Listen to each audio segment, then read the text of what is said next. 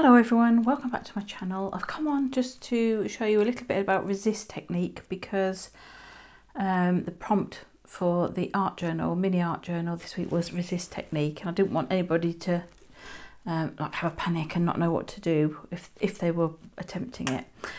So what I've got with me, I'm just going to show you a few things. I've got some scrap paper. It is mainly white card, except for this piece, which is photo paper. Then I'm going to do a couple of things. I'm going to use a couple of products. Let's just put those to one side for a minute and just use some normal card and things that you might have that you could use for resist technique. I've got here a white crayon, and I'm just going to draw. You won't be able to see this. A kind of, I don't know, I guess foliage. But you could draw anything. Obviously you could draw a flower, you could draw, I don't know, whatever you feel like drawing.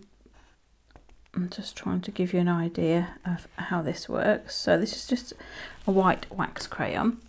I'm also going to use a piece, and this is just a candle, a white candle. I use it to put on my stamping blocks to sort of make the paint not stick to it, to resist it, so that I can get bubbles of paint. But you could draw a picture with this. Obviously this is not the best example because it's quite chunky, but you could just use it. You could use it just to put some texture on a background, something like that, or you could draw. So I've done those. Let's get some oxides here. So there's a little bit of salty ocean going down with a spritz of water. Let's go for this one. I think, I can't even remember where I drew on it, on here, I think. So I'm just going to smush that into there. And you can see the paint is resisted where the wax crayon has been. Okay. That's one way, and I think this is the other. Let's just put that on there. It looks a bit dry on there. Could do with another spritz of water, perhaps. But you can see on here that you're also getting resist where the wax was. All right, so that's one way of using wax as a technique. I'm guessing you could use, if you've got clear or white embossing, what you call it, heat embossing granules, well, I can't think what they're called, powder. You could emboss something, and that would also resist paint if you used a clear gloss. Right, let me just move this. I just want to show you something else, but I don't, that's a bit of a waste, I know. Let's find these two bits. So this is a glossy piece, this is a normal piece, and I've just got an image here. I'm going to use VersaFine ink. I'm not using anything like what do you call it, stays on or anything like that. I'm just going to, and it might not work very well on here. I'm not going to worry too much about it. Let's just plonk this on there like that and hope that it works.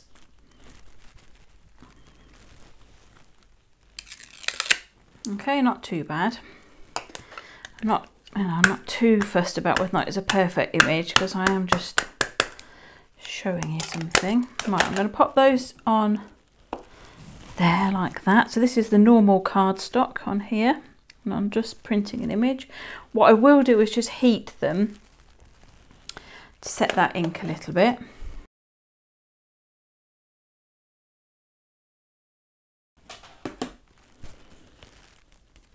There we go. Just wanted to make sure it wasn't going to come off too much. Right, so next up I'm using this. It's Distress Micro Glaze, and I had forgotten that I'd got it. And I'm going to use a paintbrush. Now you can use your finger, but my fingers are chunky and I'm just going to get it everywhere. So I'm just going to use a little brush,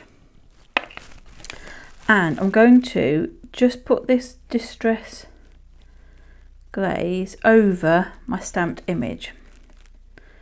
That is all. You can't really see where you've got, I mean there is a very slight change in colour, but it's not obvious. So you're just going to have to do your best.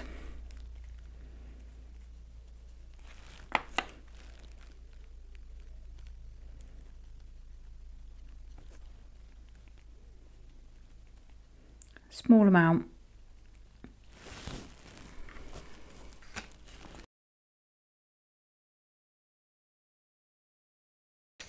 Right, so I'm going to make a mess here. Raw distress oxide with some water. Could do with some more water in my bottle because we're running low there. Right, let's take, this is the normal card. I'm just going to smush it all in there, and you can see it has not covered the butterfly because it has the distress, whoopsie, the distress glaze on it. Just put that to one side, see if I've got enough to do the photo paper one.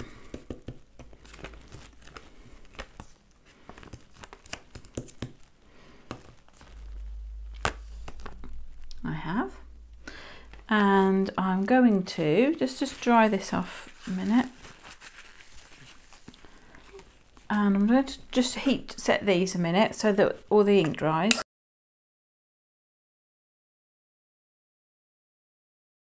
Alright, not perfectly dry, but they're dry enough to layer.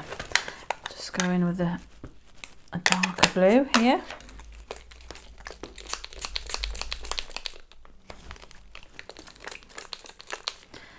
And we can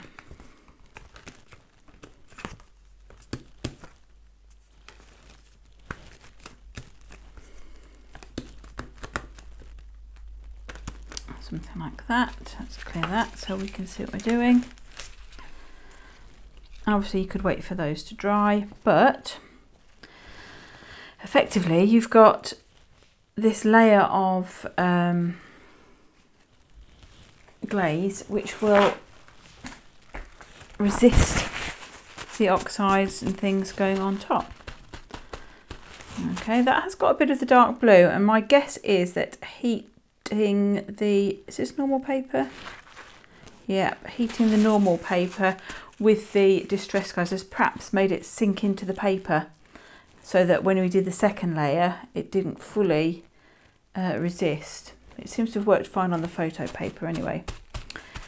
But you could just wait for that to dry. You don't have to do what I did. I was just trying to speed it up for the camera.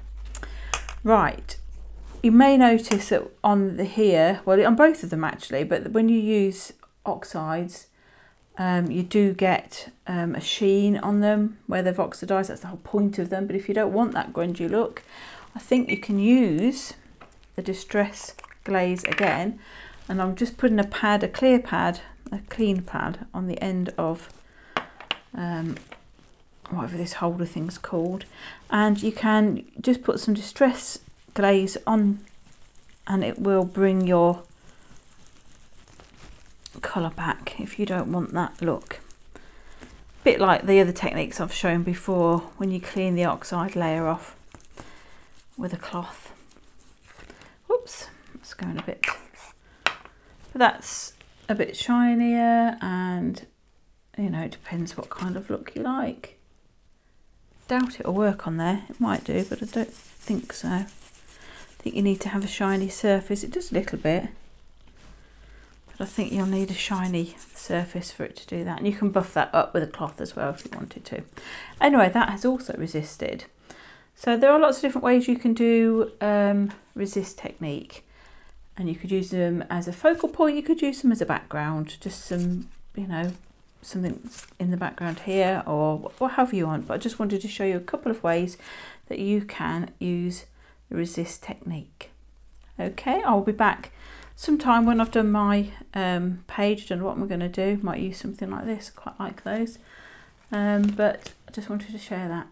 Okay, thanks for watching. Bye for now.